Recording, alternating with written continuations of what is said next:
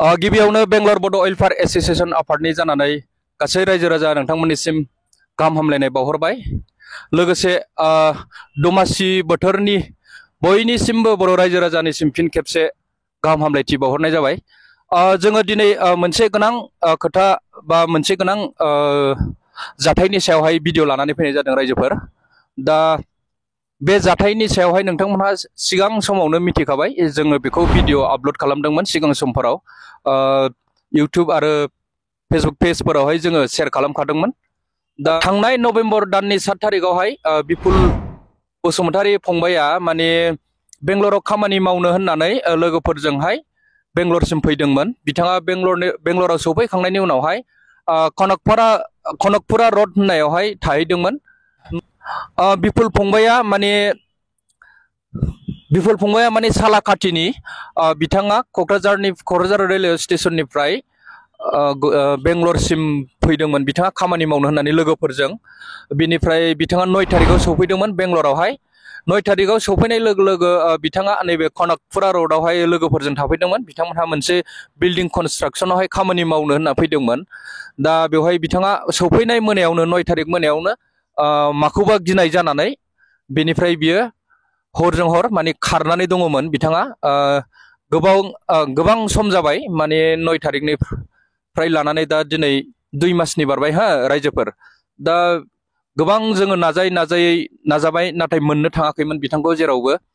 बिनिफ्राय बिथाङा गावनो बोरैबा माने कन्टेक्ट खालामहरदों न'खराव कन्टेक्ट खालामनायलाय जोंनिसिम BBWA आफादनिसिम न'खरनिफ्राय जोंनो फोरमायहरबाय। बेनिफ्राय जों दिनै बे फंबायखौहाय सुमनाहालि गेट होननाय जायगानिफ्राय जोङो लानानै फैदों। माने बिथाङा बेहाय सुमनाहालियावहाय मोनसे जायगायाव माने मोनसे बाजार बायदि दङ, बेवहाय जिरायनानै थाबाय थादोंमोन ओरैनो आनिथानि। बे समावहाय बिथांखौ मोनसे हटेलनि मालिकआ नुनानै माने अननानै बिथांखौ गावनि हटेलावनो जानायनि थाखाय खामानि मावनाय होबाय थादोंमोन, जानाय थानाय खामानि मावनाय आरो रायजोफोर। दा बेनिफ्राय जों दिनै कन्टेक्ट मोननानै दा जोङो BBWA आफादनिफ्राय थांनानै बिथांखौ मालिकजों मोजां रायलायनानै दिनै लानानै फैबाय। दा जोङो थाबैनो माने न'सिम दैथायहरनायनि थांखि लादों। दा जोङो नैबे बेंगलर बड' वेलफेयार एस'सिएशननि अफिसाव लानानै फैबाय, बड'लेण्ड गेस्ट हाउसआव। दा बाहाय माने अलरेडि जोंनावहाय जायगाया खम, मानो होननानै बुङोब्ला जोङो 3 मानसि दंखायो बेवहाय। जों मैयासो लायनाय, नोंथांमोनहा मिथिखागौ।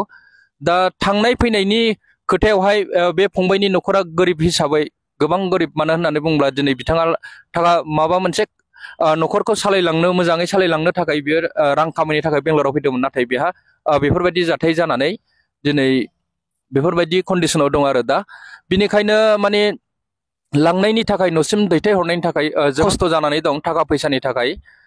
दा बिनि सायावहाय सोरबाफोर माने रायजोफोरा अनसुंथाइ हरनो गोसो दङबा बे फंबायखौ न'सिम दैथायहरनायाव नोंथांमोनहा गोसो दङबा मदद खालामहरनो हागोन, जों BBWA आफादजों कन्टेक्ट खालामनानै। दा जोङो न'खराव कन्टेक्ट खालामहरबाय, अब्लाबो माने न'खरनिफ्राय इसेबां माने केपासिटि गैया जानानै दङ।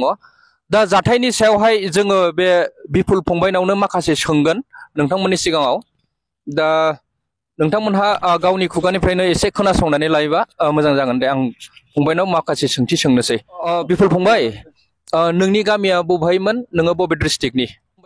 खुलुमबाय रायजोफोर, आं बेरहांगावनि, डिस्ट्रिक्ट क'क्राझार जिल्ला। ओमफ्राय सालाकाटिनि ना? ओमफ्राय नों जे बेंगलराव फैदोंमोन नङा होमबा? नोंसोर ट्रेनजों फैदोंमोन ना? औ, ट्रेनजों फैदोंमोन। साबसेमोन ओरैनो नोंसोरो आइडियाव? गोसोआव दंथ' नोंनाव ना गैया आइडियाव नोंसोर फैनायखौ? बिदिनो बांद्राय गोसोआव गैया। दा नोङो बिनिफ्राय नोङो कनकपुरा रडआवहाय लोगोफोरजों जे थाहैदों, बेवहाय नोङो ट्रेननिफ्राय ओंखारखांनानै माबा मोनसे जानाय मोनखादोंमोन नामा गोसोफ्राव? जानाय लोंनायनि दारैहाय एसे दुरबलबो जादों, ओमफ्राय एसे बोरैबा मोनदों। ट्रेनफोराव मोजाङै जाबोदोंना जाबोआखैमोन?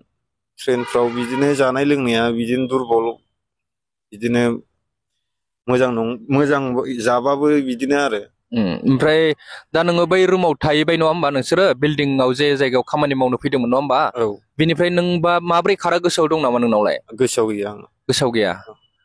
ओमफ्राय माब्ला समाव गोसोआव फैया नोंनावहाय नों बै जायगायाव दे दा सुमनाहालि गेटआव दङमोन नों माब्ला थाल मोना नों बाहाय दङ होननानै आङो सप्तासे जाबायमोन सप्तासे ओमफ्राय नोंथ' बे माबायावहाय जेनेबा हटेलावथ' गोबावसैमोन ना हटेलाव गोबावसैमोन नाम्बारा गोसोआव गैयामोन उनावसो गोसोआव फैदों अके नों नाम्बार गोसोआव फैनानै सोरनाव कन्टेक्ट खालामा आंनि हिन्जावनाव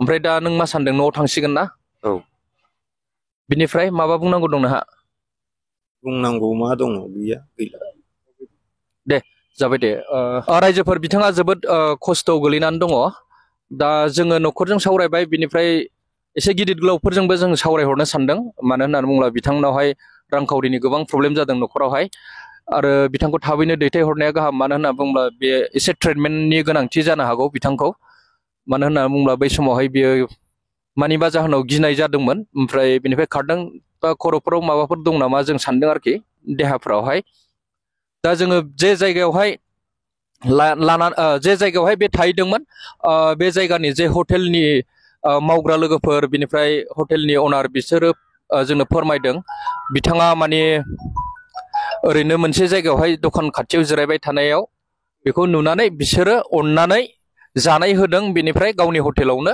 रेगुलारलि खामानि मावनो होबाय थादोंमोन नाथाय बेवहाय बेहा पेमेन्ट गैयामोन आरोखि जेबो रां मोना बियो खालि जानाय थानाय आरो बेयो फंबाया जे दिनावहाय गाव खारनाय समावहाय ड्रेस गानदों बे ड्रेसानो दं दासिमबो दा जोङो बिनि थाखाय ड्रेसफोरखौ जोङो माबा मोनसे मेनटेन खालामसै दा बेखौनो आं खावलायो रायजोफोरनिसिम नोंथांमोनहा बे भिडिअखौ जेसेबां हायो एसेबां शेयार खालामनानै हो जाहाथे बे फंबायखौ एसे जों सापर्ट होनो हायो आरो सोरबाफोर जुदि गोसो दङब्ला नोंथांमोनहा फंबायनि थाखाय अनसुंथाइ हरनो हागोन न'सिम दैथायहरनायनि थाखाय दा आं बेखिनिखौनो बुंनानै दिनैनि बे सुंद' मेल एबा बिबुंथिखौ एसेयावनो दोनथ'नाय जाबाय गोजोन्थों